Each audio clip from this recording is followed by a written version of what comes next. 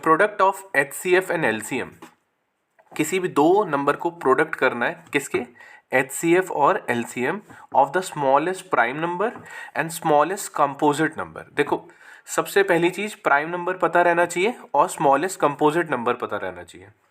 तो स्मॉलेस्ट तो ढूंढ ही लेंगे अगर प्राइम नंबर और कंपोजिट नंबर पता हो तो बच्चों देखो, प्राइम नंबर वो नंबर होते हैं जिसके सिर्फ दो ही फैक्टर होते हैं। प्राइम नंबर्स क्या होते हैं, जिसके दो ही फैक्टर होंगे, ठीक है, एग्जैक्टली टू फैक्टर्स होंगे, दो से कम नहीं चलेंगे, एग्जैक्टली टू फैक्टर ही होने चाहिए। फॉर एग्जाम्पल के तौर पे देख लो, जैसे 2 है, 2 को हम क्या लिखते हैं, 2 इंटू 1, 2 1 की टेबल में भी आता है और 2 की खुद की टेबल में भी आता है। 3 देख लो, 3 और 1, 5 देख लो, 5 और 1, ठीक है। तो एग्जैक्टली दो ही फैक्टर हैं, एक तो वो खुद और 1, तो उसी को हम बोलते हैं प्राइम नंबर्स। और कंपोजिट नंबर क्या होते हैं, जिनके मोर देन टू फैक्टर्स हो, मोर देन टू फैक्टर्स। तो कंपोजिट नंबर वो होते हैं जिसके दो से ज़्यादा फैक्टर्स होंगे, ठीक है, more than two factors. For example 4।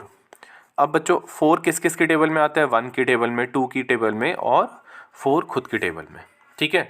तो बच्चे बोलते हैं कंपोजिट नंबर 1 नहीं होगा, तो यार देखो कंपोजिट नंबर 1 इसलिए नहीं होगा या प्राइम भी नहीं होगा क्योंकि 1 सिर्फ अपनी टेबल में आता है, और प्राइम नंबर इसलिए नहीं है क्योंकि उसके दो फैक्टर होने चाहिए।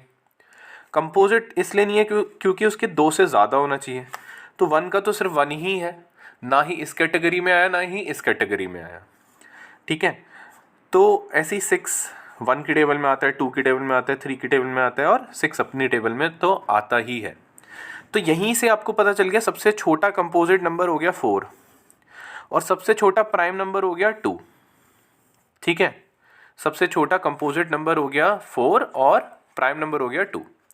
यहाँ पे अपने क्वेश्चन में आते हैं वापस। क्वेश्चन क्या कह रहा था, the product of HCF and LCM of the smallest prime number and the smallest composite number is, यानी कि सबसे छोटा जो प्राइम नंबर है और सबसे छोटा जो कंपोजिट नंबर है उसका पहले हमें HCF निकालना है और फिर हमें LCM निकालना है, फिर उन दोनों को मल्टीप्लाई कर देना है। यानी प्रोडक्ट का मतलब समझते हो ना कि इन दोनों को हमें क्या करना है, मल्टीप्लाई करना है, सबसे छोटे प्राइम नंबर से और सबसे छोटे कंपोजिट नंबर का HCF और LCM निकालो, जो भी आंसर आएगा उनका प्रोडक्ट करो, यानी कि उनको मल्टीप्लाई करो।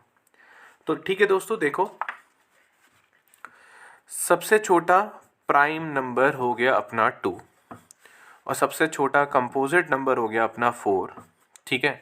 2 को हम लिख सकते हैं 2 इंटू 1, 4 को लिख सकते हैं 2 इंटू 2 इंटू 1, ठीक है। तो अगर मैं LCM की बात करूं, याद करो LCM में मैंने याद करवाया था सबसे बड़ी पावर यहाँ पे 2 ही है। देखो यहाँ पे 2 का स्क्वायर भी लिख सकता हूँ और यहाँ 2 की पावर 1 भी लिख सकता हूँ।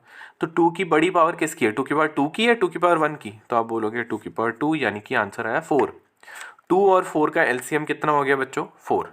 सेम HCF निकालना है हमें, किसका, 2 और 4 का।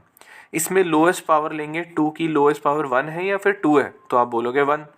तो HCF हो गया ये 2, ठीक है, 2 की पावर 1 यानी कि 2। अब हमें पता है हमें इनका प्रोडक्ट करना है, HCF इंटू LCM, तो कितना हो जाएगा 4 इंटू 2, यानी कि हमारा आंसर आ रहा है 8।